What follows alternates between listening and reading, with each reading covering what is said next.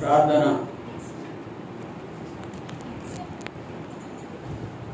మహోన్నతుడైన దేవ, నిత్యుడగు తండ్రి, సమాధానకర్తవగు అధిపతి, సత్యములకు ఆధారభూతుడైన నా ప్రియరక్షక, నేను స్తుతించి మహిమపరచుకుంటున్నాను. నేనే సత్యము, జీవము, మార్గమై ఉన్నానని చెప్పిన మీరు మాకును అటు అనుభవం గుండా నడిపించినందుకు వందనాలు. లోకము నుండి, పాపము నుండి, దేవ శాపగ్రస్తమైన బ్రతుకు నుండి మాకు విడుదల అనుగ్రహించుట కొరకు ఆకాశం మహాకాశం పట్టజాలని మీరు మా నిమిత్తము శాపగ్రస్తమైన మానవ శరీరంలోకి దాసుని యొక్క స్వరూపమును ధరించుకున్నారు. మానవగనంతగా మిమ్మల్ని మీరు తగ్గించుకున్నారు. మా నిమిత్తము ఏ మనుషుడు నిందింపబట్టకు ఇష్టపడ్డు, శ్రమ పట్టకు ఇష్టపడ్డు. మీరైతే దేవాతి దేవుడు అయ్యుండి, ప్రభుల ప్రభు అయ్యుండి, రాజుల రాజు అయ్యుండి సమస్తమును త్యజించటం మాత్రమే కాదు కానీ శిలువ మరణానికి, శాపగ్రస్తమైన శిలువ మరణానికి మా నిమిత్తం అప్పగించుకున్నందుకు వందనాలు చెల్లించుకుంటూ, దేవా, వారం వెంబడి వారం పరిశుద్ధమైన నీ శరీరానికి గుర్తుగా ఉన్న, అలాగే పరిశుద్ధమైన రక్తాన్ని సాదృశ్యమైన పాత్రలో చేయవేయటానికి బల చుట్టూ మమ్మల్ని సమకూరుస్తున్నందుకు వందనాలు. రాగలిగిన వారందరి బట్టి నేను స్తుతిస్తున్నాను. కొద్దిమంది మా మధ్య లేరు, ఏమి చేతనైనా వారి విషయాన్ని విచారిస్తున్న మరొక తరుణం వారికి దయచేయండి. దేవా, సంఘము క్షేమాభివృద్ధి పొందినట్లు మాతో మాట్లాడండి. నీ దీనదాసులు మంటిగటం నిష్ప్రయోజకుడు దేవా, దృష్టించండి, నీ వశమందు ఉంచండి. నా నోటి మాట, నా హృదయ ధ్యానం నీకు అంగీకారంగా చేయండి. నీ రక్త ప్రోక్షణ కిందకు మరొకసారి నన్ను తీసుకొస్తూ ఎంత మహిమా ప్రభావాన్ని నీకు ఆరోపించుకుంటూ లేఖన సత్యంతో మమ్మల్ని దర్శించి యోగ్యంగా బలాల్లో చేయబెట్టడానికి సహాయం చేయండి. యేసునామమును స్తుతించి ప్రార్థించి వేడుకుంటున్నాం తండ్రి. Bible chorus. ఓ దేవునికి మహిమ లేవనెత్తెను, నన్ను లేవనెత్తెను యేసు, తన చేయి చాచి నన్ను రక్షించెను. ఓ దేవునికే మహిమ. యేసుని ప్రేమింతును,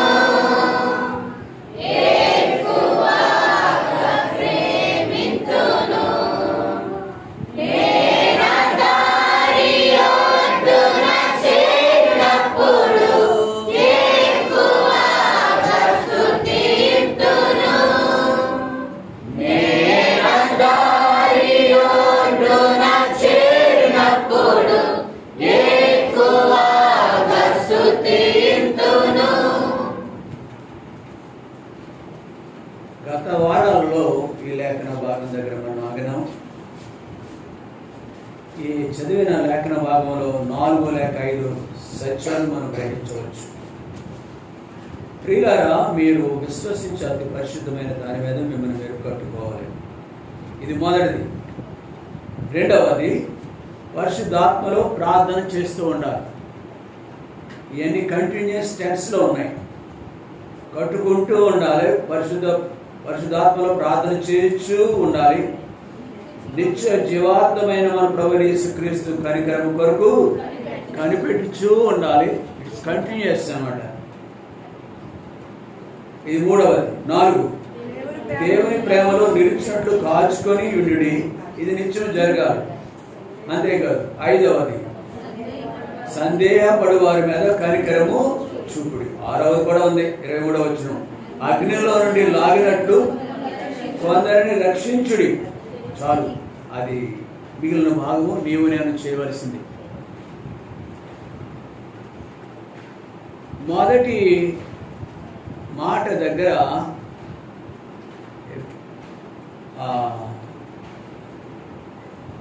అతి పరిశుద్ధమైన దాని మీద మీరు విశ్వసించి అతి పరిశుద్ధమైన దాని మీద మిమ్మల్ని మీరు కట్టుకొనిడి. అంటే హెబ్రీయులకు రాసిన పత్రికలో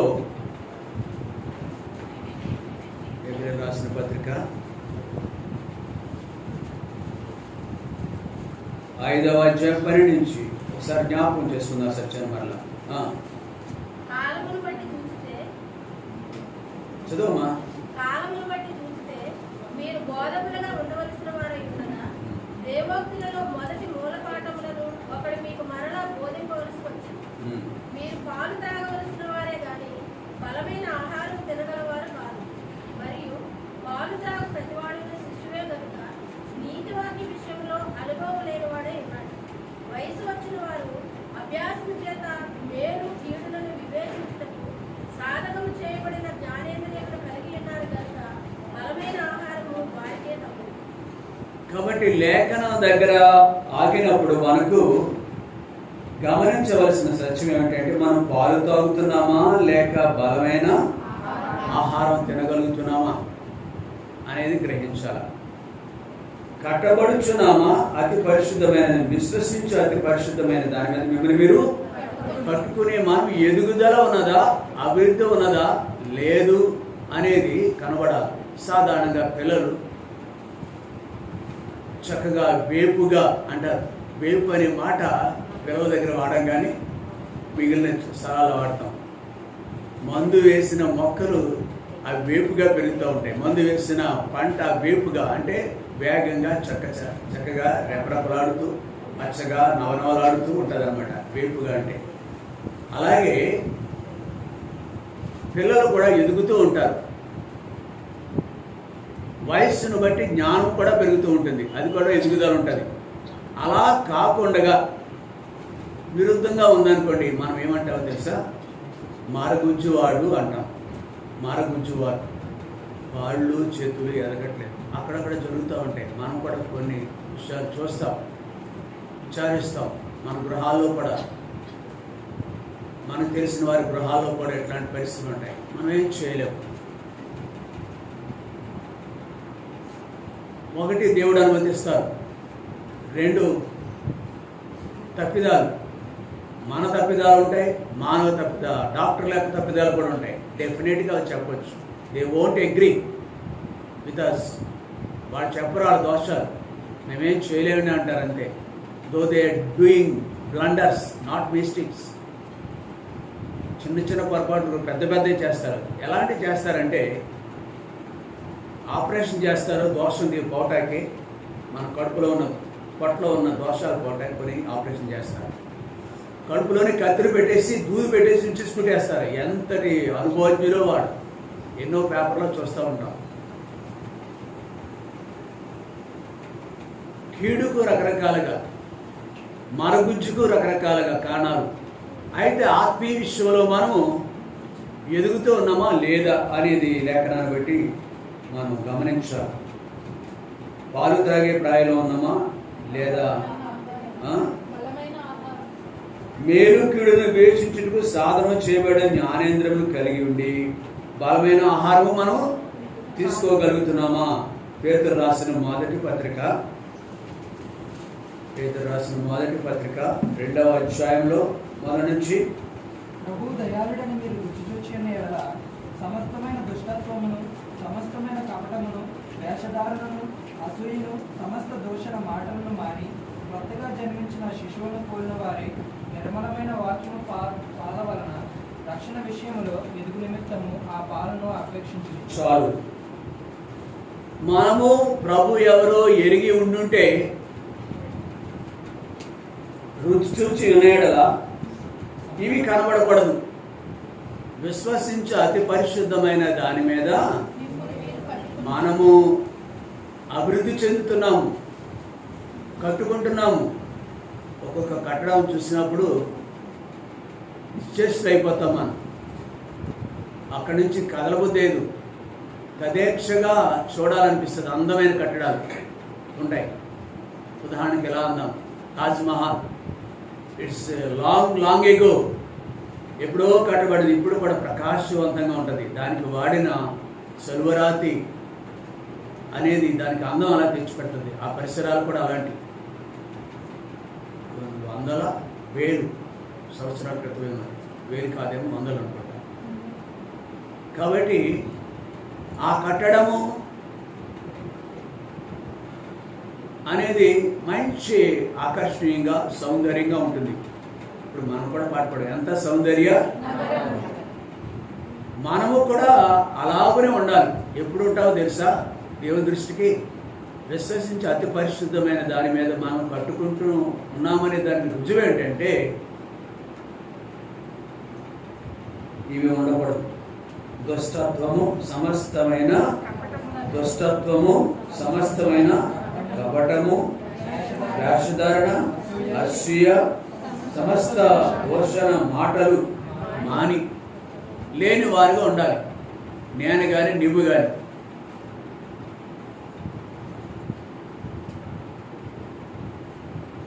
దోషం లేనివారు. మన కట్టడము, మన బ్రతుకు, కట్టడం అంటే మన బ్రతుకు, ఆత్మీయ జీవితం ఆకర్షణీయంగా ఉంటుంది. మన దృష్టికి మనం అలాగే ఉంటాము, ఇతరుల దృష్టికి అలాగే ఉంటాము. మరి ముఖ్యంగా దేవుని దృష్టికి కూడా బడా మంచి దాసుడా అని మనల్ని పిలవగలటాయి. ఇది లేని వారికి ఉన్నప్పుడు ఇంకో లక్షణాలు ఉంటాయి. ఇది ఉండనప్పుడు ఎలా ఉంటారో తెలిసి వాడు క్రొత్తగా జన్మించిన శిష్యును కోరిన వారే నిర్మలమైన వాక్యమును పాలను రక్షణ విషయంలో ఎదుగు నిమిత్తము ఆ పాలను అపేక్షించే వ్యక్తులుగా ఉంటారు. ఆ పాలను అపేక్షించే వ్యక్తులు. కాబట్టి మొదటి సత్యం ఏమిటంటే మనం చదువుకున్న భాగంలో మన ధ్యానాంశంలో విశ్వసించే అతి పరిశుద్ధమైన దాని మీద ఇవి మెట్లు. మన ఇంటికి మెట్లు అంటే ఇవి అనమాట. హెబ్రీ 5వ అధ్యాయం 12-14 వచనాల వరకు. రెండవది మనం కూడా చూస్తాం. మనం 3 విషయాలు చెప్పాను నేను ఆ సందర్భంగా, మళ్ళీ అక్కడికి వెళ్ళాము. రెండవది ఏంటంటే పేతురు రాసిన మొదటి పత్రిక 2వ అధ్యాయం 1, 2, 3 వచనాల్లో ఉన్న సత్యం ప్రకారం మన జీవితాలు ఉన్నప్పుడు మనం అతి పరిశుద్ధమైన కట్టడంగా దేవుని దృష్టికి, మన దృష్టికి, ఇతరుల దృష్టికి కూడా అలాగే ఉండగలము అనేది మనకు జ్ఞాపకం చేస్తుంది. రెండవదిగా అంటే మనం ధ్యానించింది ఏంటంటే పరిశుద్ధాత్మలో ప్రార్థన అనేది మనసు పెట్టలేదు. ఇంకా రెండవదిగా నిత్య జీవార్థమైన మన ప్రభువు యేసుక్రీస్తు కనికరం కొరకు once we were gracious, we enjoyed his grace. ఆయన కృపను అనుభవించినాం, కనికరింపబడ్డాం. ఒకనాడు ఇక్కడ కూర్చున్నట్టుగా కారణము నీ భక్తి శక్తి కాదు కానీ కృప మాత్రమే. అదే ఎఫెసీయులకు రాసిన పత్రిక 2వ అధ్యాయం 8వ వచనం కూడా ఉంటుంది కదా, చదవండి ఒకసారి. ఎఫెసీయులకు రాసిన పత్రిక 2వ అధ్యాయం 8 కంఠోపాఠమైన మాట కదా. మీరు కృప చూసి చదువు అంటే నీ నోటికి గుర్తొచ్చి చదువు చెప్పకూడదు. మీరు విశ్వాసం ద్వారా విశ్వసించాం. మనం వి ట్రస్టెడ్ అవర్ లార్డ్. ఒకనాడు మన పితడు అబ్రహాం విశ్వసించినాడు. ఓ అబ్రహామా అన్నాడు ఆయన. చిత్తము ప్రభు అన్నాడు. No alternative. ఇదేంటో ఎంతగా ఉన్నది, మధురంగా ఉంది. 12వ అధ్యాయంలో కూడా మాట కనపడుతుంది. Those are silent. ఆయన జీవితంలో ఒకటే నేర్చుకున్నాడు దేవుని దగ్గర, ప్రధానమైనది చిత్తము అంటమే నేర్చుకున్నాడు. చిత్తము, నీ దాసుడు ఆలకిస్తున్నాడు, సెలవు, అది ఒకటే నేర్చుకున్నాడు. విధేయత ఉంది ఆయన దగ్గర, సంపూర్ణ విధేయత. అలాగున మన పితుడైన ఇతను ట్రైను లేదు, బస్సు దొరకలేదు, కొంచెం పందులు గడరానన్న, ఏదైనా కారణాలు ఏవైనా ఉండొచ్చు మనకి. కొంచెం పందులు గడ వస్తే దేవుడు ఆనందిస్తాడు మనం చూసి. చూడండి, ఈవిడికి ట్రైన్ దొరకలేదు, తల్లిగారు చాలా వందనాలండి, ఇప్పుడైనా రాగలిగారు. అందరూ కూడా రండి. కూలి పని ఇచ్చేవాడు కూలి ఇవ్వడు మనకి. 500 400 తీసుకుంటాం మన రోజుకి. ఈ జీతం ఎంత తెలుసు? మన ప్రభుత్వ జీతము, కిరీటాలు, జీవాన్ని మనలో ఉన్న జీవానికి మూలం కదా. రండి మన అంశం దగ్గరికి వద్దాం. నిత్య జీవార్థమైన మన ప్రభు యేసుక్రీస్తు కనికరం కొరకు కనికరింపబడిన మనము ఆయన కనికరం కొరకు, దేవా నీ చిత్తమైతే నీతో పాటు నేను ఉండులాగన నా కొరకు మీరు స్థలం సిద్ధపరచడానికి వెళ్ళారు కదా, నా కొరకు స్థలం సిద్ధపరచడానికి వెళ్ళారు కదా మీరు. By birth I have no right to come there. నా పుట్టుకను బట్టి కానీ, నా బ్రతుకును బట్టి కానీ, నా స్వభావాన్ని బట్టి కానీ, నా తీరును బట్టి కానీ నేను దానికి అర్హుడు కాదు.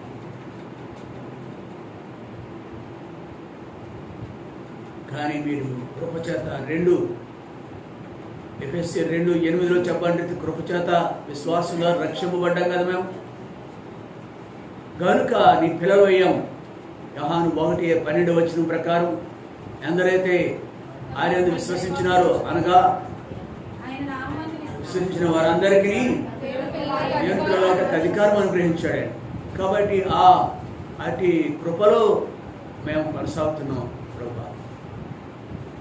కాబట్టి ఆ కృప మమ్మల్ని నీ రాజ్యాన్ని చేస్తుందని నమ్మకం నాకుంది. ఎంతమంది లేరండి? 10 మంది కన్యకలు ఉన్నారు, 10 మంది అర్హులయ్యారు ఆ వరుడిని కలుసుకోవటానికి. మంచం మీద 2 ఉన్నారు, కానీ ఒకరే ఎత్తబడ్డారు, ఒకరు తిరుగని 2 విసురుతున్నారు. ఒకరే ఎత్తబడ్డారు, ఒకరు. నేను ఆ దౌర్భాగ్యస్థితికి పాలు కాకుండా నన్ను జ్ఞాపకం చేసుకో అని మనము నిత్యము ఆయన స్మరణకు తెచ్చుకోవాలా. చారా అర్థమవుతుందా? వస్తున్నాను, వెళ్తున్నాను, ఎక్కడికి వెళ్ళావయ్యా, ఎక్కడికి వెళ్ళొచ్చావయ్యా అన్నాడంట వెనకడికి ఒక అతను. ఆర్ఆర్కే మూర్తి గారి విషయాలు బాగా చెప్తే వెనకడికి అని సామెతలు బాగా చెప్పుకొస్తారు. ఆయన గ్రహింపుతో ఉండాలి. 3 వారాలుగా జ్ఞాపకం చేయబడుతుంది సత్యం. అర్థం అవ్వాలా, వంట పట్టించుకోవాలా. అర్థం లేనిది నిరర్థకం, వంట పట్టనది అజీర్తిగా ఉంటుంది. ఎంత కాదు, ఇక్కడ చాలామంది, కొద్దిమంది అయినా అలా ఉన్నారేమో విశ్వాసం. దేవుని వాక్యం వంట పట్టదు, అర్థం అక్కర్లేదు వాళ్ళకి, దాని పరమార్థం కూడా తెలియదు. Simply coming and going away. పాటలు వస్తుండదు, మేము పాటాడు పాట నాకు పాటలన్నీ వచ్చిన మనుషులాగా ఫీల్ అయిపోతాం మనం. అందరూ పాట పడితే 4 ముఖాలుగా చూడటం, మళ్ళీ పైపెచ్చు. నీ దృష్టి ఎక్కడ ఉంది? పాటల పుస్తకం ఉందా నాకు?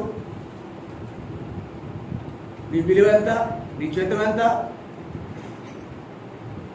వెనకడికి వ్యక్తి ఆర్ఆర్కే మూర్తి గారు సాగుతుంది, వెనకడికి అంటాడే, అవునా కాదా?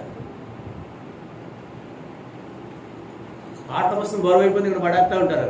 ఫారిన్ కంట్రీస్లో అలా ఉంటాయి. ఎవరి బైబిల్ అక్కడే టేబుల్ మీద ఉంటుంది. ఆ టేబుల్ మీద ప్రతి బైబిల్ వాళ్ళ ఇంటికి వెళ్ళి తీసుకెళ్తారు. ఇంటికాడ ఇంకొక బైబిల్ ఉంటుంది అనమాట. ఫారిన్ కంట్రీస్లో చర్చెస్లో మన సహవాసాలు వీలు పడదు. ఫారిన్ అయినా ఇంకోటి హెవెనైనా కానీ దైవజనుడు ఒప్పుకోరు. రీడింగ్ బైబిల్ దైవజనుడు నేర్పించాడు మనకి. బాక్సింగ్ ఆయన దగ్గర పెరిగినోడు కొన్ని ఊరుకోరు. ఫోన్ బైబిల్ కూడా ఊరుకోరు, ఫోన్ పాఠ్య పుస్తకం కూడా ఊరుకోరు. ఎక్సెప్షనల్ అప్పుడప్పుడు కాని పరిస్థితులు అయితే మనం వాటిని వాడవచ్చు. ఏదైనా ప్రయాణం చేసి పెడుతున్నాము, విజయవాడలో మందిరానికి వెళ్ళాలి, ఏ పని మీద వెళ్ళా విజయవాడలో ఆదివారం విజయవాడలో మందిరానికి వెళ్ళాలి. నీ ఫోన్ ఉంది, ఫోన్లోని బైబిల్, ఫోన్లోని పాఠ్య పుస్తకం చూసుకో. అప్పుడు తప్పదు, ఇంకా అలవాటు చేసుకోవద్దు. సుమాది పాపం అవుతుంది. అది బైబిల్ ఎక్కడ ఫోన్లో చూస్తావా? It is a sin in front of God. Can't but తప్పనిసరి గతి లేని పరిస్థితిలోనే వెళ్ళాలి ఫోన్కి.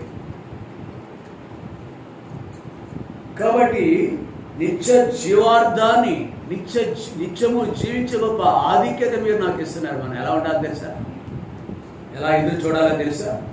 కీర్తనలు 130వ అధ్యాయం, కీర్తనలు 130వ అధ్యాయం.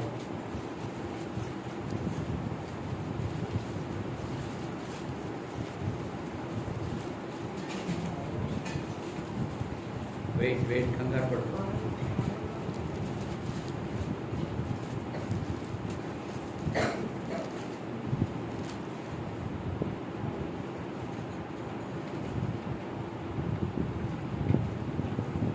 కీర్తనలు 136వ వచనం. కావలివారు ఉదయం కొరకు కనిపెట్టుట కంటే ఎక్కువగా నా ప్రాణం ప్రభు కొరకు కనిపెట్టుచున్నది. కావలివారు ఉదయం కొరకు కనిపెట్టుట కంటే ఎక్కువగా నా ప్రాణం కనిపెట్టుచున్నది. చాలండి. ఈ కావలివాడు ఉదయం కొరకు కనిపెట్టుకున్నట కంటే, కావలివాడు రాత్రిపూట చీకట్లో సంచరిస్తూ ఉంటాడు. ఎవరికి ఆయనకి ఆనందం కాదు, ఆ చీకటి బాధను కలిగిస్తుంది. అది బాధను కలిగిస్తుంది. ఉదయము పగలు అనేది ఆనందాన్ని ఇస్తుంది. ఈ ఉదయకాలము దేవుని యొక్క రాజ్యానికి కూడా సాదృశ్యం. ఉదయకాలం దేవుని యొక్క రాజ్యానికి సాదృశ్యం. కావలి వారిగా ఉన్న మనము ఉదయం కొరకు కనిపెట్టుట ఎంత ఆవశ్యకమో, ఎంత అవసరమో, అంతకంటే నా ప్రాణం ప్రభు కొరకు నిత్య జీవార్థమైన ప్రభుని యేసుక్రీస్తు కొరకు కనిపెట్టుచు, కనికరం కొరకు కనిపెట్టుచు ఉండాలి. మనం కావలివారు. ఎందుకు కావాలో తెలుసా? నీ ఇంటికి కావలివాడు, సంఘానికి కావలివాడు, ఇరుగు పొరుగు వారికి కావలివారు. మనం కావలనే మాట పరిశుద్ధ గ్రంథంలో రాయాలి. హెస్కేల్ గ్రంథంలో ఉంది, ఇర్మియా గ్రంథంలో ఉంది. మనల్ని కావలివారిగా పెట్టాడు దేవుడు. సంఘంలో మిగిలిన వారు ఎలా ఉన్నారని చూసే బాధ్యత కూడా మనది. వేలు పెట్టి చూపించడం కాదు. It is a foolish thing. Don't do it. ఇతరులు వెక్కిరించడానికి నీకు హక్కు లేదు. ఎప్పుడూ కూడా వేలు పెట్టి చూపించుకో. ఇతరుల లోపాలైతే పని నీది కాదు.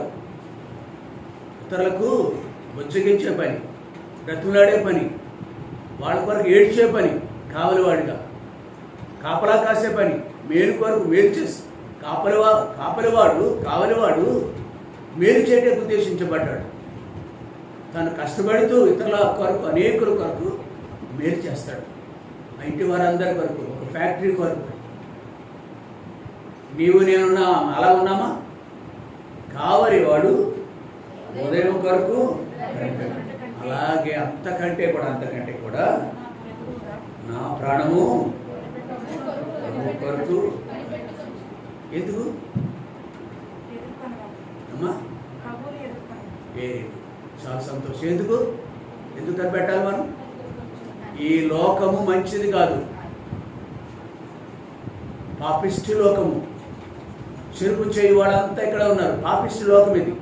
నెమ్మది ఉండదు కదా, సమాధానం ఉండదు ఇక్కడ.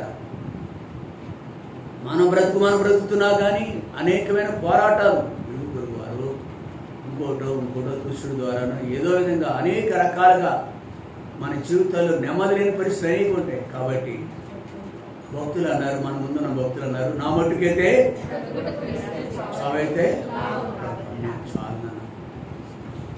యోబు సైతం అన్నాడు, ఆ పరిస్థితికి చింతించలేదు, ఏడవలేదు, నష్టానికి ఏడవలేదు.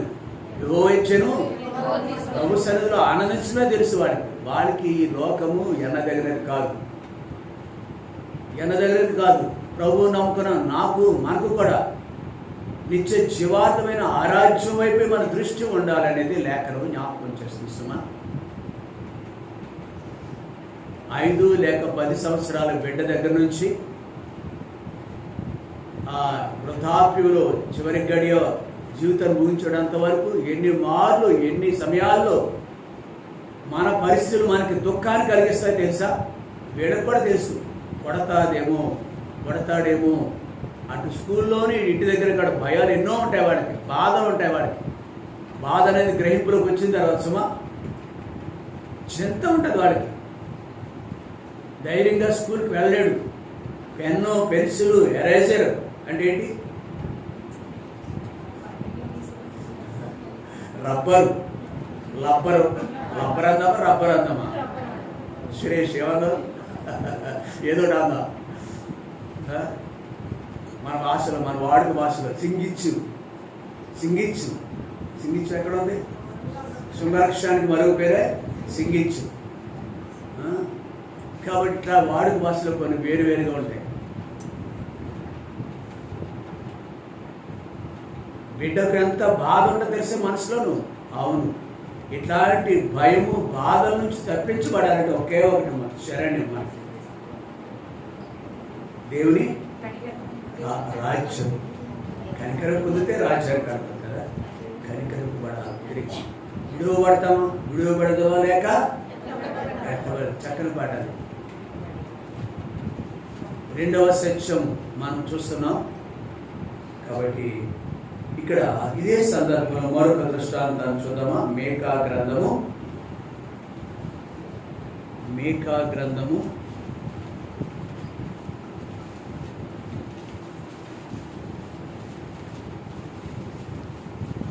7వ అధ్యాయము 7వ వచనం. అయినను యెహోవా కొరకు నేను ఎదురు చూచెదను. రక్షణకర్తయగు నా దేవుని కొరకు నేను కనిపెట్టుకొందును. నా దేవుడు నా ప్రార్థనను ఆలకించును. దృష్టి ఎక్కడ ఉంది? ఏ కాలమైన పాత నిబంధన కాలంలో కానీ, క్రొత్త నిబంధన కాలంలో కానీ, అది కీర్తన గ్రంథంలో కానీ, లేక మేకా గ్రంథంలో కానీ, their eyes are fixed on the heavenly Father. పరమందున్న తండ్రి మీద దృష్టి ఉంది. నీ దృష్టి ఎక్కడ ఉందండి? ఓ ప్రియుడా, దేవుని హృదయం ఇచ్చావా? దేవుడు యేసుప్రభు ఎవరో నువ్వు తెలుసుకున్నావా? చెక్క ఎరిగినాడు.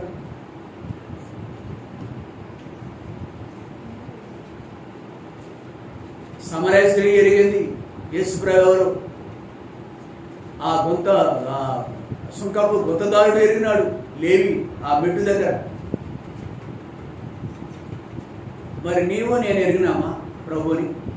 ఓ యవనుడా, యేసుప్రభు ఎవరో తెలుసా నీకు? You may have Bible and songs books also. Number of books you have. నీ కాలేజీ పేరుతోటి పుస్తకాలు, ఆ పేరుతో ఈ పూర్తి అనేకమైన పుస్తకాలు ఉన్నాయి మనకి. యేసుప్రభు ఎవరో తెలుసా నీకు? ఎప్పుడైనా చూసా? పత్రికలు మంచి పెడతా ఉంటాం. మన పత్రికలు ఉన్నాయి, మరి 3-4 రకాలు ఉన్నాయి. మనం ప్రింట్ చేయించుకున్నాం.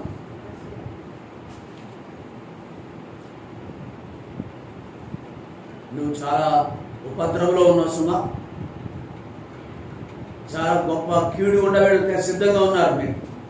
ఎవరికి యేసుక్రీస్తు హృదయంలో చోటు ఇవ్వలేదు. యేసుప్రభు ఎవరో ఎరిగిన వాడి యొక్క జీవితాల గురించి మాట్లాడుకుంటున్నాం మనం. ఎరగని వాళ్ళు కూడా ఇక్కడ ఉన్నారు ఇక్కడ మందిరంలో.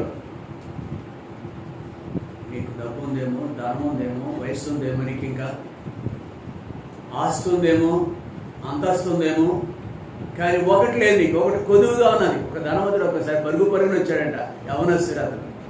ప్రభా, దేవా, ఏమని అడిగాడు? ఇదే సందర్భం. అది నిత్య జీవం పొందుటకు నేనేమి. ఆయనకి ప్రభు చక్కగా గడవని చెప్పారు, ఇది చేయను.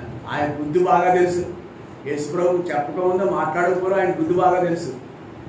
మాట్లాడించాడు ఆ మనుషుని, ఆ యవనస్తుడితో. నీకొకటి ఇక్కడ కూడా కూర్చున్నాడు పడుకోరు. ఎంత మంచివాడు, అంత మంచి. అమ్మ బాబు చెప్పకుండా ఇంట్లోంచి బయటకు వెళ్ళరు. ఆడపిల్లలని బయటకు పోతారు, కానీ ఈ రోజుల్లో మగ పిల్లలు మాత్రం బయట. నా కూతురు అంతేనని అంటుంది ఒక ఆవిడ ఇక్కడ. మా బిడ్డ అయితే, నా కొడుకు అయితే చక్కగా ఎంత బుద్ధిగా ఉంటాడండి. అలాంటి బుద్ధి కలిగి ఉన్నా కానీ నీవు వ్యర్థుడిగానే ఉన్నాను సుమా. ప్రభు హృదయం యేసు ప్రభు పాపినని చెప్పు. ఎలా ఒక మనుషుడు రక్షింపబడతాడండి? ఎలా రక్షింపబడతాడు? నేను పాపినని ఎరగడమే రక్షింపబడటం. అయ్యో నేనంత దౌర్భాగ్యుడు అన్నాడు ఒక ఆయన. అదే రక్షణ అంటే. ఏం కాదు, నథింగ్ బట్.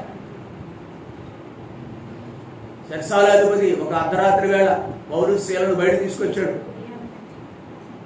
అయ్యో నేను పాపిని అన్నాడు. వాడి దగ్గర ఏ సంభాషణ జరుగుతుందండి? ఒక్క రోజులోనే ఆ రోజే స్వార్థ, ఆ రోజే నమ్ముకున్నాడు, ఆ రోజే నేను ప్రభు బిడ్డ. బాప్తిస్మం అంటే ఏంటనుకున్నారు? నేను ప్రభు బిడ్డని చెప్పటమే. ఈ 10 మంది ముందు నేను ప్రభు బిడ్డని చెప్పటమే బాప్తిస్తున్నాను అర్థం. ఐ వాజ్ బరీడ్ అంటే నేను పాతి పెట్టబడ్డాను, నేను సమాధి చేయబడ్డాను. ఆ గత మనుషుడు ఉన్నాడే, 10th క్లాసులో బాప్తిస్మం తీసుకున్నాడు చాలామంది అన్నారు. ఇక్కడ మనమందరూ యోగ్యంగా జీవిస్తున్నారు సుమా. వాళ్ళు నీ వయసు ఎంతరా? దేవుడు నన్ను క్షమించుగాక. నా పిల్లలు మనవడితో వయసులో ఉన్న వాడితో మాట్లాడుతున్నాను. భయం ఉందా మనకి? మా భయం లేదు కదా. నా భయం ఎవరికి వద్దులేండి, కనీసం ఎవరి భయం ఉండాలండి?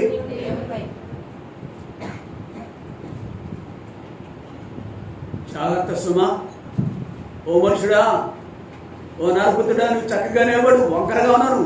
చాలామంది ఎలా అంటారు, నేను అన్నారు వంకరవాడు అంట. నరపుత్రుడా, నువ్వు చక్కగా నిలబడు. నిలబడతావు చేత కదా నీకు. రండి మీకా గ్రంథానికి.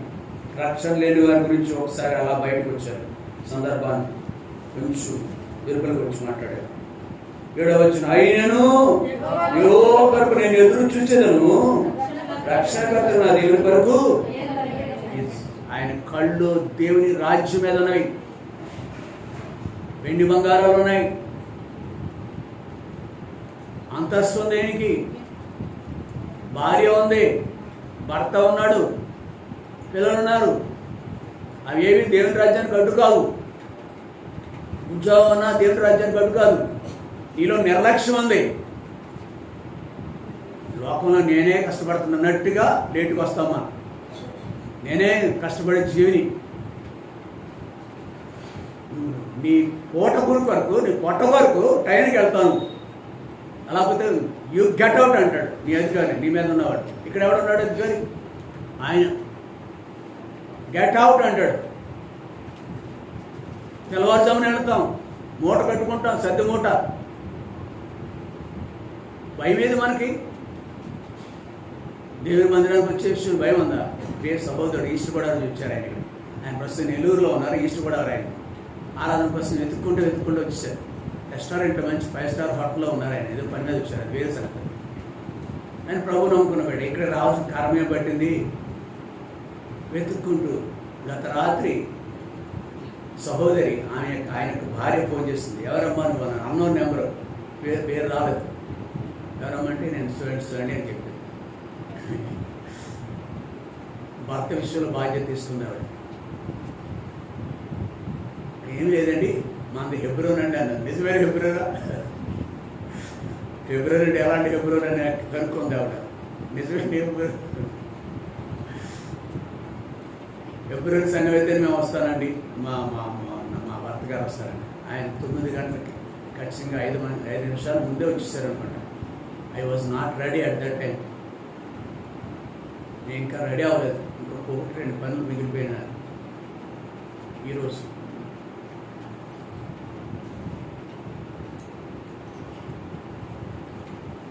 ఆయనకే ఎంత శ్రద్ధ అయితే వ్యాపార లావాదేవీల్లో ఉన్న ఆయనకి ఎన్నో సమస్యలు ఉంటాయి. ఆయన దృష్టి 10 రూపాయలు సంపాదించుకునే మీద దాని మీద ఉండాలి.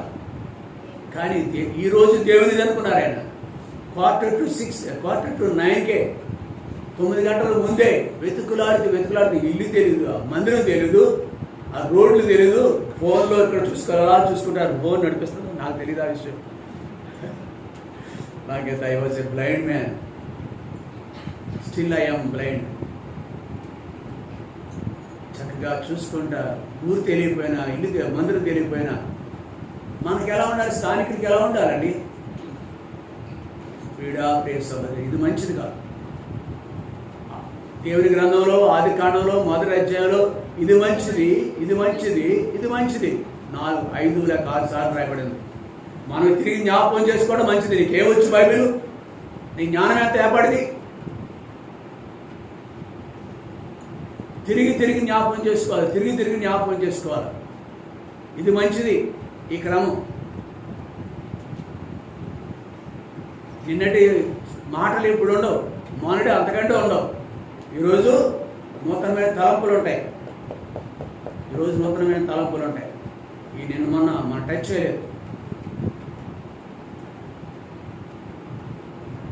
కాబట్టి ఇక్కడ ఆయన పరిస్థితులు 1 నుంచి 6వ వచనం వరకు ఉన్నాయండి.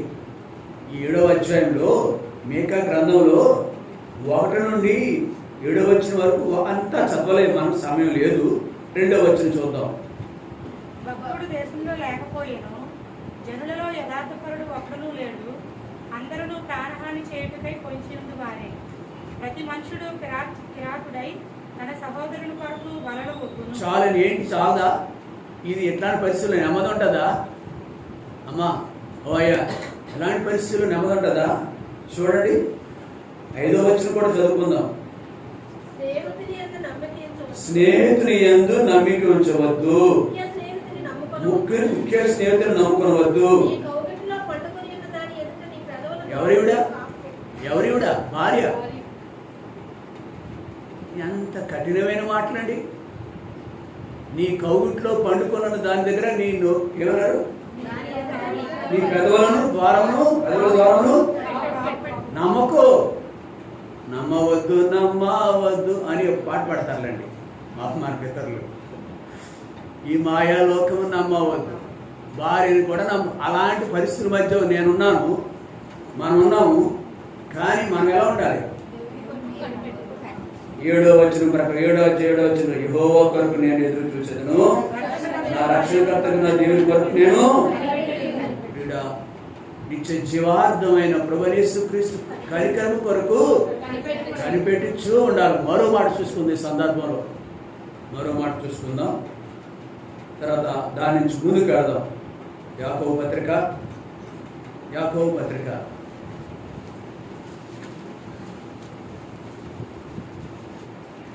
5వ అధ్యాయం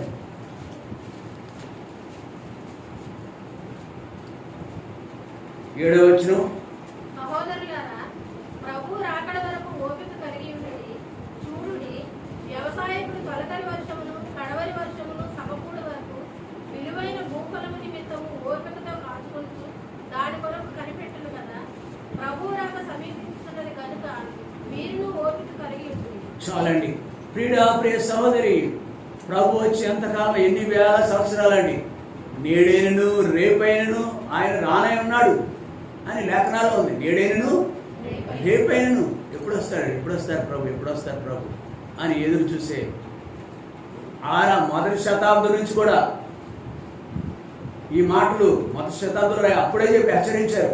ప్రభు రానయ్యాడు. మొదటి శతాబ్దం లేదు, 2వ శతాబ్దం లేదు, 20వ శతాబ్దం 21వ శతాబ్దంలో మనం ఉన్నాం. ఇప్పటికి ఇంకా ఆయన ఎప్పుడైనా రావచ్చు, వచ్చేవాడు ఆలస్యం చేయకొచ్చినా రాయబడి ఉంది. కాబట్టి మనము మాత్రం సిద్ధపడి ఉండాలి. 8వ వచనం, ప్రభు రాకడ సమీపించున్నది. ఇది ఎప్పుడుది? కొన్ని వేల సంవత్సరాల క్రితం రాయబడిన మాట ఇది. Still we are waiting for our lord and god and beloved saviour. ప్రభు అయిన యేసుక్రీస్తు ప్రియమైన రక్షకుడి కొరకు మనం ఎదురు చూస్తున్నాం. ఇంకా ఎదురు చూస్తూనే ఉండాలి. కావలివాడు కనిపెట్టు రీతిగా కావలివాడు ఉదయం కొరకు. ఎంత ఆశ! ఎప్పుడు తెల్లారుతుందా, ఎప్పుడు నైట్ డ్యూటీ చేయటువంటి అంత కష్టం తెలుసా? నైట్ డ్యూటీ చాలా బాగా. 1 గంట ఆలస్యం అయితే ఆవునిద్ర ఎప్పుడు వస్తుందో తెలుసా? మనం నిద్ర టయానికి 11 రోజు 11 తర్వాత 1 గంట ఓపు పట్టచ్చు. తర్వాత ఓపు పట్టలేము, మనం చంపేస్తుంది నిద్ర, మనం పడగొట్టేస్తుంది. ఎక్కడో చోటకి ఈ పక్క పడగొట్టేస్తుంది. కాబట్టి అంతటి దారిని తెల్లవార్లు అంత ఓపిక ఉండాలి మనకి. ఓపిక అనేది దానికి నిదర్శనం. కావలివాడు కనిపెట్టుకునేదానికి కావలివాడు. ఇక్కడ కూడా మరొక దృష్టాంతం చూపబడిందండి. 7వ వచనంలో, వ్యవసాయకుడు తొలకరి వర్షము కడవడి వర్షము సమకూడు వరకు విలువైన భూఫలం మీద ఓపికతో కాచుకొనుచు దాని కొరకు కనిపెట్టుచుండను కదా. అలాగుననే అంతకంటే ఎక్కువగా మనం ప్రభు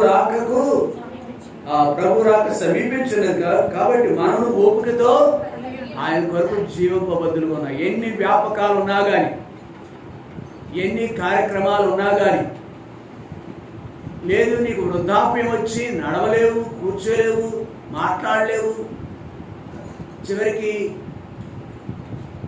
వాష్రూమ్ అంటారు, వాష్రూమ్కి వెళ్ళలేవు, నీకు నీ అంతా నీవు వెళ్ళలేవు.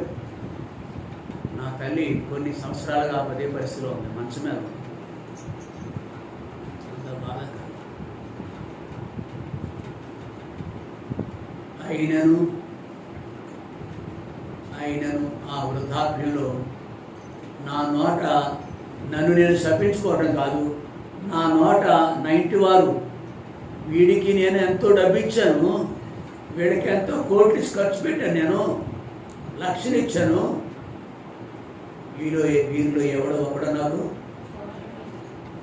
ఈ వృద్ధాప్యం మంచం మీద నుంచి అట్లా వాష్రూమ్కి 2 అడుగులు ఉంటుంది దూరం, అటాచ్డ్ కదా మనకని, అటాచ్డ్ బాత్రూమ్. వీడు లేడు అని వాడిని దూషించడం కాదు నా పని, ఆ పిల్లలను దూషించడం కాదు నా పని. ఏం చేయాలి? ప్రభు రాకడ కొరకు నా తల్లి కూడా అంటారు.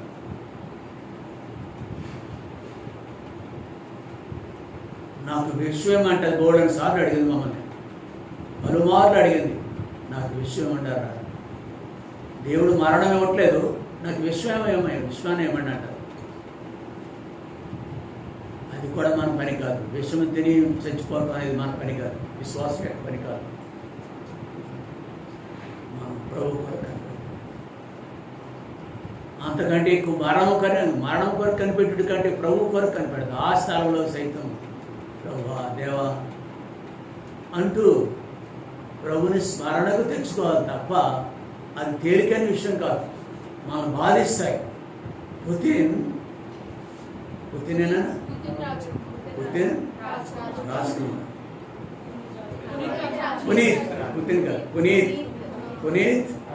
మీ అందరికీ అంత బాగా గుర్తున్నారా? పునీత్ రాజ్కుమార్ ఒక సినిమాలో యాక్ట్ చేయడానికి కొన్ని కోట్ల రూపాయలు ఇస్తారు. కాల్ లెటర్స్ బోర్డ్ అని ఉంటే అతనికి ఎవరికి ఇవ్వటం చాలా కష్టం. అతనికి సినిమాలో సంపాదించిన దానికంటే ఎక్కువగా డబ్బు దయాదాక్షిణ్య ఇతరులకు ధర్మకార్యాలు చేస్తాడే, అది నేర్చుకోవాలి మనం. ఇక్కడ అన్యులే చేస్తారు ధర్మకార్యాలు. దేవుని పిల్లలై నువ్వు ఎప్పుడైనా చేస్తావు ధర్మకార్యం? పేదవాడికి ఏమైనా జాలి పడిస్తావు, నువ్వు భోజనం పెడతావు 4 పూటలు. నా సహోదరుడు చెప్తూ తెరిసాన్ని జ్ఞాపకం చేశాడు. ఒక బానిసను రక్షించింది తల్లి. మన భారతదేశాన్ని ఉద్ధరించిన వారిలో కొద్దిమంది ఉంటారు. మహాత్మా గాంధీ ఒకడు. దేవుడు నన్ను క్షమించుగాక, తర్వాత స్థానం ఆడుకోవాలంటే అది చేస్తాడు. మిగిలిన అంతా రాజకీయ నాయకుడు ఎంతకంతే వాడు. యేసుప్రభు నమ్ముకుని పెట్టాడు ఆవిడ, మారు మనసు పొందిన పెట్టాడు. కొన్ని వేల మందిని ప్రభు మార్గాల్లో తీసుకొచ్చింది ఆవిడ. ఉన్నదంతా తన బ్లడ్ అంతా, తన రక్తం అంతా ఇతరుల కొరకు దానం చేస్తుంది. మైండ్ ఏంటంటే నిత్య జీవార్థమైన ప్రభు యేసుక్రీస్తు కనికరం కొరకు కనిపెట్టే జీవితం ఆవిడకి. కొద్ది రోజులే ఉంటాను నేను ఇక్కడ, ఎక్కువ కాలం ప్రభుతో ఉంటాను కనుక నేను కొంత ఏదైనా చేయాలి, ఇతరుల కొరకు ఏమైనా చేయాలి. ఎప్పుడు పెళ్లి చేసుకున్న తర్వాత, పిల్లలు కన్నా తర్వాత,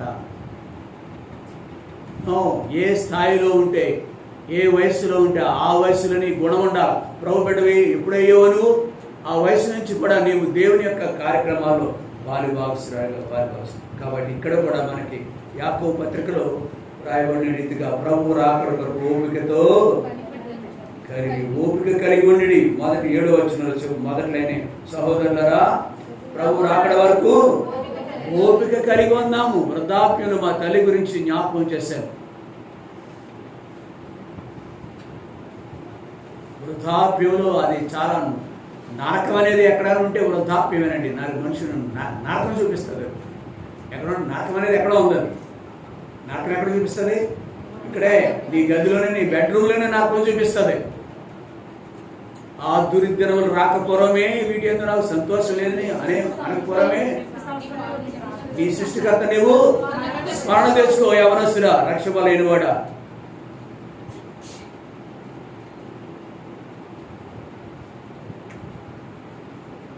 మనం టీవీగా కూర్చుంటాం,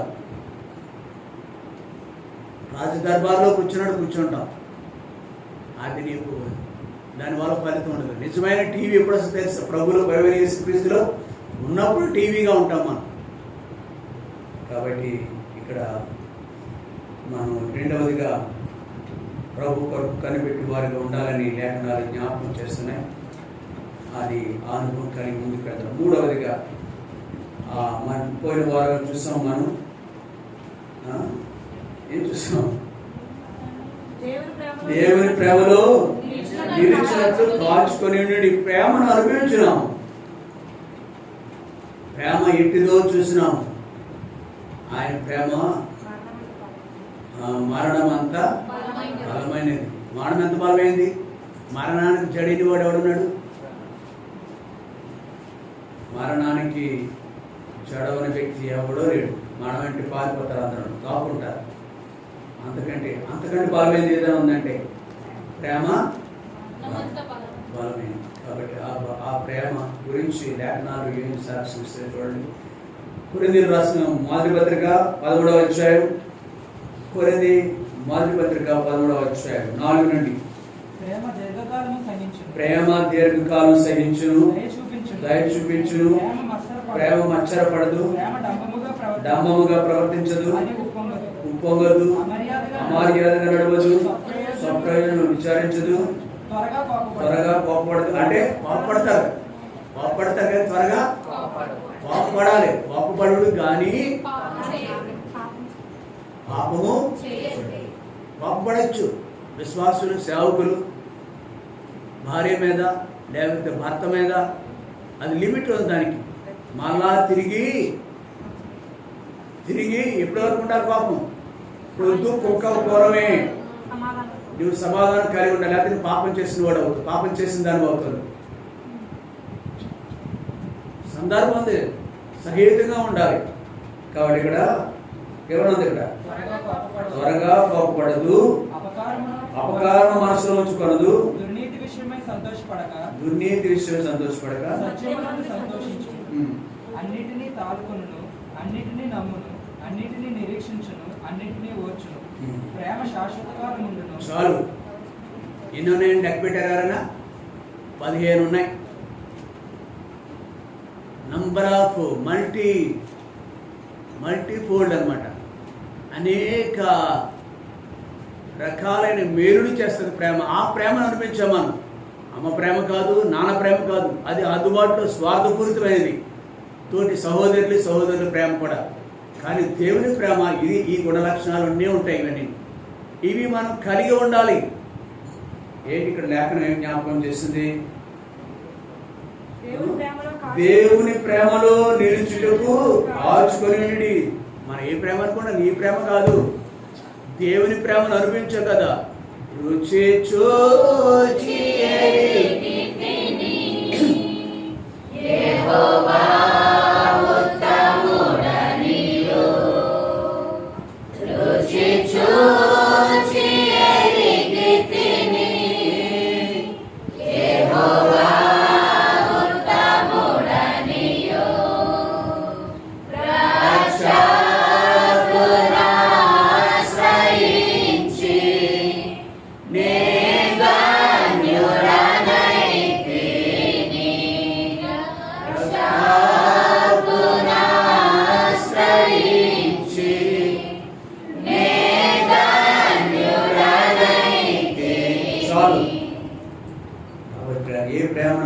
దేవుని ప్రేమను అనుభవించు. ఎట్టి ప్రేమ? శాశ్వత కాలం ప్రేమ.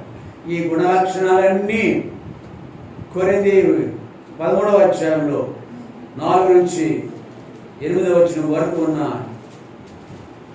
5 వెర్సెస్ 4, 5, 6, 7, 5 వచనాల్లో అనేక రకాలుగా, బహుశా బైబిల్లో ఎక్కువైపోతాయి అనుకున్నారేమో, అనేక పేజీలు నింపవలసి వస్తుంది అనుకున్నారు. కొంచెమే ఆ ప్రేమలో కొన్నిటినే గుణలక్షణాలు దేవుని రాసి పెట్టారు అక్కడ.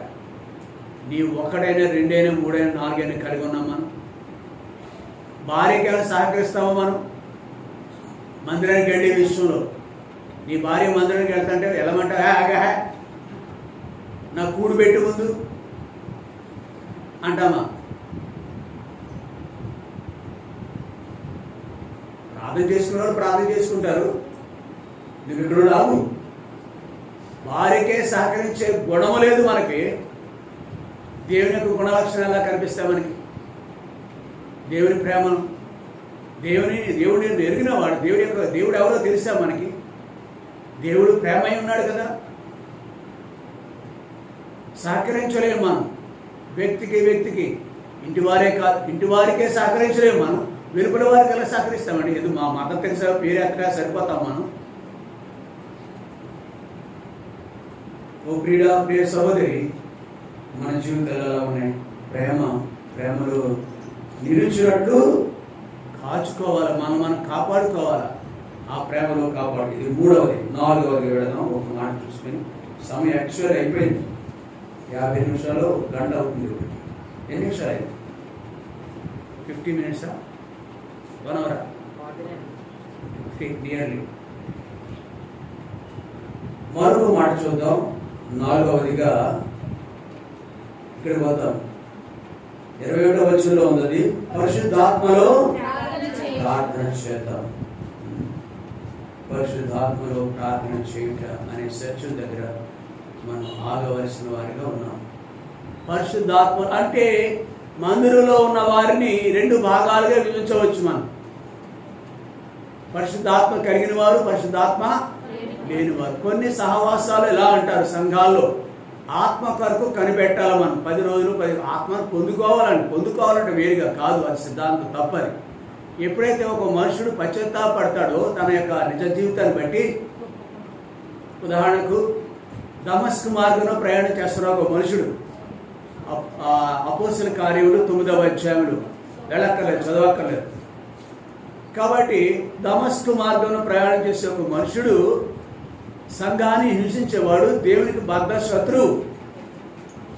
కానీ ఒక్క దెబ్బ కొట్టినాడు దేవుడు, బుద్ధి చెప్పాలని ఉద్దేశించిన కాచుకొని ఉన్నాడు దమస్కు మార్గంలో.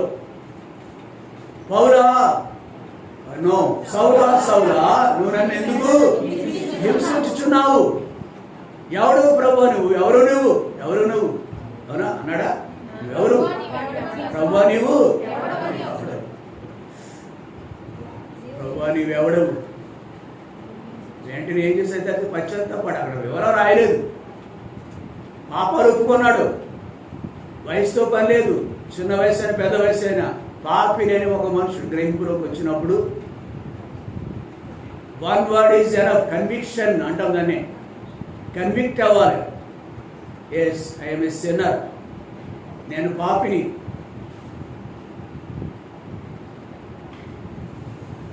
మనకు హాస్పిటల్లో స్కానింగ్ తీస్తూ ఉంటాయి, ఎంఆర్ఐ స్కానింగ్, సిటీ స్కానింగ్, ఏదో రకమైన స్కానింగ్లు. ఆ మనుషుడు ఆ యొక్క టెక్నీషియన్ చూస్తాడు మన మన మన దౌర్భాగ్య స్థితి అంతా కూడా, అంటే పాడైపోయిన అవయవాలు అవన్నీ కూడా టెక్నీషియన్గా తెలిసిపోతాయి అక్కడ. రెండవది డాక్టర్ కూడా చూడగలడు. మూడవది మనం కూడా చూడగలం. ఆ నాలెడ్జ్ ఉంటే యేసు ప్రభు మనకి అంతరంగాన్ని చూస్తున్నాడండి. ఎంతగా చెడిపోయింది ఇది. హృదయము మోసకరమైనది, అది ఘోరమైన, అంతకంటే మాట లేదు, దోషణ మాట, కఠినమైన మాట లేదు. ఘోరమైన, అది మోసకరమైనది, ఘోరమైన వ్యాధి కలదది. నీ బ్రతికే అది, నా బ్రతుకది, మన బ్రతుకులే అలాంటి. అయితే ప్రభు అద్భుతం చేసి శస్త్రచికిత్స చేశాడు. కత్తిరిని దూదని లోపల పెట్టలేదు, శస్త్రచికిత్స చేసి సత్యం యాకోబు పత్రికలో చక్కని మాట రాశాడు. సత్యవాక్యం దాన్ని కన్నాడు. మన బైబిల్ స్టడీలో వచ్చింది, చదవండి ఆ బాబు అక్కడ. యాకోబు పత్రిక 1వ అధ్యాయం 14వ వచనం, 8వ వచనం చూడండి. అక్కడ 1వ అధ్యాయం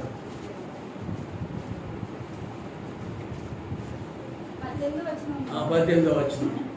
ఆయన తను సృష్టించిన వాటిలో మనం ప్రథమ ఫలము ఉండినట్లు సత్యవాక్యం వల్ల మనల్ని తన సత్ఫలం, ఆయన సృష్టించిన వాటిలో మనం ప్రథమ ఫలంగా ఉండినట్లు ఆయన మనలను సత్యవాక్యం వలన మనలను తన సంకల్పం ప్రకారం కనెను. తన సంకల్పం ప్రకారము కానేను.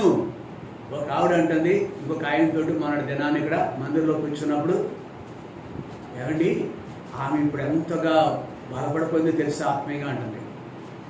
ఎవరి పేరు చెప్పింది ఆవిడ నాకు తెలుసు, ఆవిడకి తెలుసు, మీ అందరికి చెప్పను ఇక్కడ. ఆమె ఇప్పుడు చాలా ఒకప్పుడు ఏమి నోటంట మాట వచ్చేది కాదు, ఇప్పుడు చాలా బాధపడింది. ఆమె ఫలానా వాడితో పోల్చింది. నేను అన్నాను ఆ పెద్దవాడు ఆ ఫలానా వాడితో పోల్చినట్టు ఆవిడ సరిపోతుంది. వాళ్ళ స్థాయి సరే ఆత్మీయ జీవితంలో అంత తేడా ఉంటుంది. ఎక్కడ ఆయన యొక్క సంకల్ప ప్రకారం ఒకరిని ఎప్పుడో కన్నాడు. ఇప్పుడు పుట్టిన బిడ్డ వయసులో కార్యాలు వేరు, ఆ ముందు పుట్టిన వాళ్ళ కార్యాలు. నేను జ్యేష్ఠుడిగా ఉండినట్లు జ్యేష్ఠుడిగా చేశాను. ముందు రోమన్ పత్రిక 8వ అధ్యాయం ఉంది మాట. ఆయన మన ఎవరైనా ముందు ఎరిగినా వారిని జ్యేష్ఠుడిగా చేశాడు. వద్దుగా అంతా మనం చూడలేము, వెళ్ళలేము. ఎవరైనా ఆయన ముందుగా ఎరిగిన వారిని జ్యేష్ఠులుగా నిర్ణయించాను. చాలు, వాడి జ్యేష్ఠులు. కొందరు సహోదరులు ఉన్నారే మందిరంలో, కొందరు సహోదరులు ఉన్నారే మందిరంలో, వాడు జ్యేష్ఠులు. వాళ్ళు వెనక వెళ్ళొచ్చు మనం. బోధకుడు శిష్యుడు బోధకుడి కంటే ఏముందండి? ఇర్మియా బ్రదర్ అధికుడు కాడు, సమానంగా అవ్వచ్చు. అధికుడు మాత్రం బైబిల్లో ఉన్నమాట అది. కాబట్టి నేను కూడా మనం కూడా ఆత్మీయంగా నేను సందర్భంలో అనుసారం చెప్పానండి. పరిశుద్ధాత్మలో మనం మందిరంలో పరిశుద్ధాత్మలో ప్రార్థన చేసేవారు కొందరు ఉన్నారు, పరిశుద్ధాత్మ లేని వారు కూడా ఉన్నారు. నువ్వు రక్షింపబడిన వాడవైతే, నువ్వు దేవుని బిడ్డవైతే, పాపాలు నిజముగా దేవుని సన్నిధిలో ఒప్పుకుని ఉంటుంటే, నువ్వు ప్రభు బిడ్డవైతే, మనము God will dwell in you, reside in you. దేవుడు మనలో నివసిస్తాడు. మీ దేహము మీ దేవుని యొక్క ఆలయమని మీరు ఎరుగరా? ఆయన మనలో ఉంటాడు, పరిశుద్ధాత్మగా ఉంటాడు, మన ఆలయంలో ఉంటాడు. అనగా రెండు రకాలమైన వ్యక్తులు ఉన్నారు ఇక్కడ. నువ్వు ఏ కోవ చెందిన నువ్వు ఏ కోవ చెందినవాడు? ఆత్మ కలిగిన వాడవా, ఆత్మ లేని వాడవా? అమ్మా, ఆత్మ కలిగిన వాడమా, ఆత్మ లేని వాడమా? మత్తయి సువార్త త్వరగా ఒక్క మాట రెండు మాటలు చూసుకొని, నాకు సమయం లేదు, ఇంకా సమయం నిలబడితే ఊరుకోరెవరు ఇక్కడ. మత్తయి సువార్త 7వ అధ్యాయం, మత్తయి సువార్త 7వ అధ్యాయం, మత్తయి సువార్త 7వ అధ్యాయం.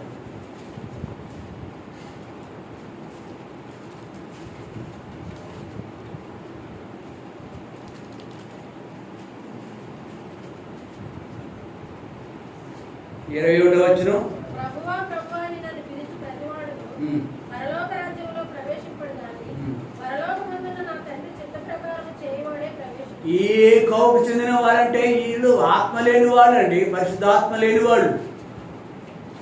They are calling. అమ్మ నిద్రపోతున్నావా? ఎవరో కళ్ళు మూసండి, నిద్రపోకమ్మ తల్లి, అయిపోయింది సినిమా.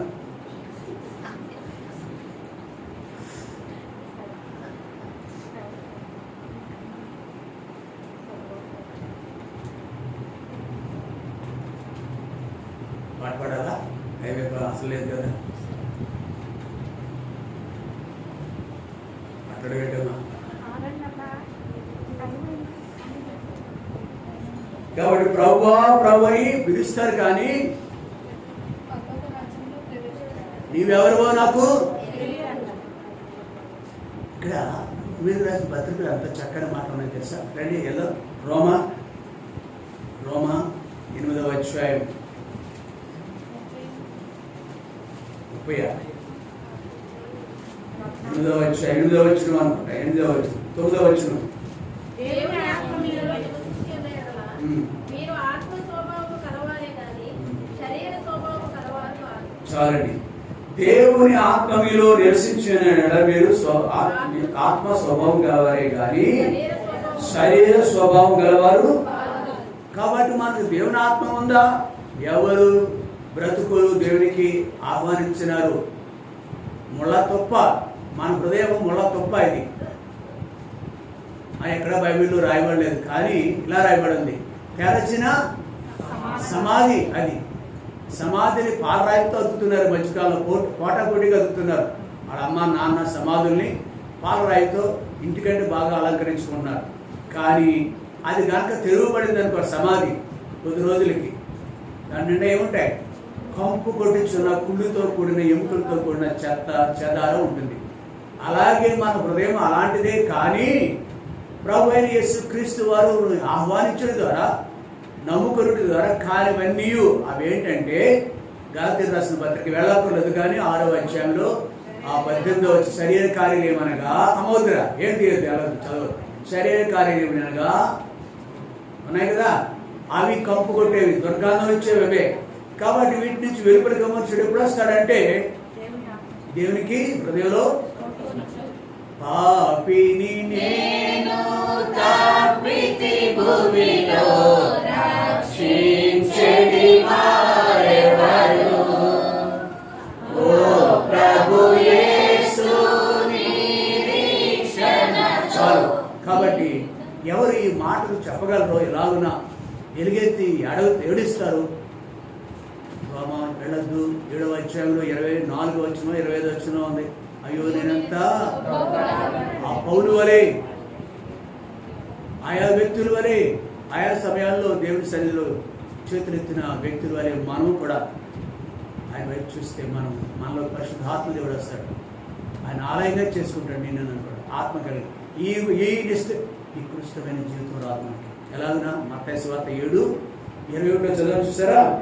అలాంటి దుస్థితి మనకి కలగదు, అలాంటి పరిస్థితి మనకు రాదు. అంతేకాదు 23వ వచనం కూడా చదవండి. అక్కడ అప్పుడు నేను మిమ్మల్ని ఎన్నడూ ఎరుగను, అక్రమం చేయవారులారా. చాలా బాగున్నారండి. ఎవరేనండి ఇక్కడ కూర్చున్న వాళ్ళే, ఇక్కడ కూర్చున్న నిన్ను ఆయన ఎలా అంటున్నాడు, అక్రమం చేయుదానా, అక్రమం చేయవాడా నా వద్దనండి. బీ కేర్ఫుల్, జాగ్రత్త పడదాం. పరిశుద్ధాత్మ కలిగి ఉన్నామా లేదా? దేవుడికి ఆత్మకు చోటు ఇచ్చామా లేదా? మనం పాపాలు ఒప్పుకున్నామా లేదా? ఎంత ధన్యత అండి. ఇందాక చదువుకున్న తన అతిక్రమణ పరిహారం పొందినవాడు, తన పాపములకు ప్రాయశ్చిత్తం పొందినవాడు ధన్యుడు. చాలు ధన్యుడు, ధన్యత. ధన్య యేసునామని ఉంది. నీ మందిరమునందు నివసించేవారు ఎన్ని లేవండి మనకి. ఆ ధన్యత కలిగి ఉన్నారు, ధన్యత కలిగి ఉన్నాం. ప్రియ సహోదరి, ఈ ధన్యత దేవుని యొక్క ఆత్మను కలిగి ఉంటే ధన్యత కలిగి ఉండాలి. అంతేకాదు ఆ ఆత్మ ఎలాగో ఆత్మను కలిగి ఉంటే అనుకూలంకి వస్తాం. రెండవదిగా ఈ మాట చదువుకుని ముగించేస్తాను నేను.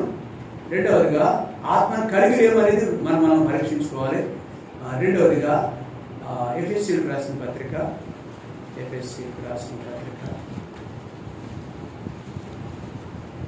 4వ అధ్యాయం 1 నుంచి. కాబట్టి మీరు సమాధానమైన బంధము చేత ఆత్మ కలిగించే ఐక్యమును కాపాడుకొనుట యందు శ్రద్ధ కలిగిన వారై ప్రేమతో ఒకరినొకడు సహించుచు మీరు పిలువబడిన పిలుపునకు తగినట్లుగా దీర్ఘశాంతంతో కూడిన సంపూర్ణ వినయముతోనూ సాత్వికముతోనూ నడుచుకొనవలెనని ప్రభువును బట్టి చాలా ఆత్మ కలిగి ఉంటే దేవుని యొక్క ఆలయంగా మార్చబడతాం. ఆత్మను కలిగి ఉంటే లాభాలేంటో, ఆశీర్వాదాలేంటో, ధన్యత ఏంటి రాయబడింది. ఆత్మను కలిగి ఉన్నప్పుడు మన జీవితాలు ఐక్యమైతాయి. సమాధానం బంధం చేత ఆత్మ కలిగించే ఐక్యతను కాపాడుకుంటాం. 133వ కీర్తన సహోదరుల ఐక్యత కలిగి ఉంటే ఎంత మేలు. ఎన్ని ఆశీర్వాదాలు ఉంటాయండి అక్కడ, ఎన్ని ఆశీర్వాదాలు. అక్కడ శాశ్వత జీవమును మేలు ఉంటుందని ఇంకా రాసుకొచ్చారు. ఐక్యత ఉందా మనకి? దేవుని ఆత్మ ఉంటే ఐక్యత, అన్నదమ్ముల మధ్య ఐక్యత ఉంటుంది, అక్కచెల్లెల మధ్య ఐక్యత ఉంటుంది. భార్యను ఎవడు విడిచిపెట్టలేడు, ఐక్యత కలిగి ఉంటాడు. దుష్ట మృగముగా ఉండడు, భార్య పట్ల దుష్ట మృగంగా ఉండడు. మగాడికి మృగాడని కూడా రాస్తూ ఉంటారు పేపర్లో. మృగాలని ఏ మనుషుడు ఈ ఆత్మ కలిగి ఉంటే ఆ దుస్థితికి పాలు పొందడు, పాల్పడు. ఆత్మ ఐక్యత ఇస్తుంది. అంటే ఆత్మ కలిగి ఉన్న వాడికి క్షమాపణ ఇస్తాడు. క్షమిస్తావు. ఎన్ని మార్లు క్షమించాలండి? ఎంతకాలం క్షమించాలి? నా సహోదరు అయ్యా, నా సహోదరుని ఎంతకాలం క్షమించాలి?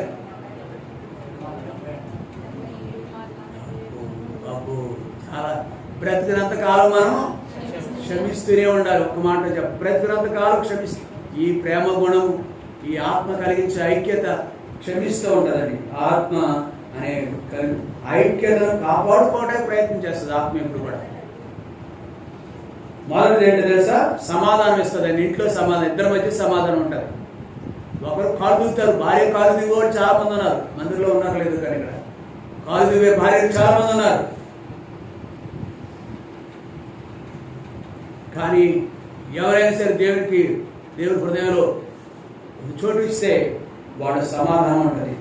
భర్తతో సమాధానం కలిగిన స్త్రీగా ఉంటారు. సమాధానము బంధము చేత. రెండవది ఏంటో తెలుసా? కాదు, 3వ వచనంలో ఉంది. రెండవది ప్రేమతో ఉన్నప్పుడు సహించుకుంటారు. 3వది ఏంటో తెలుసా? పిలుపుకు తగినట్టుగా దీర్ఘ శాంతంతో ఉంటాం. 4వది ఏంటో తెలుసా? పూర్ణ వినయం ఉంటుంది. వినయము కాదు, ఎలాంటి వినయం? సంపూర్ణ వినయం. 5వదిగా సాత్వికం. ఈ చాలండి. ప్రియ సహోదరి, మన జీవితాలు పరిశుద్ధాత్మలో ప్రార్థన చేసేవారి జీవితాలు, ఆత్మను కలిగిన వారి యొక్క జీవితాలు ఎలాగో ఆశ్రితకరంగా ఉంటున్నామా లేవనేది పరీక్షించుకుంటూ బలంలో పాల్గొంటాం. మోకరించుదాం.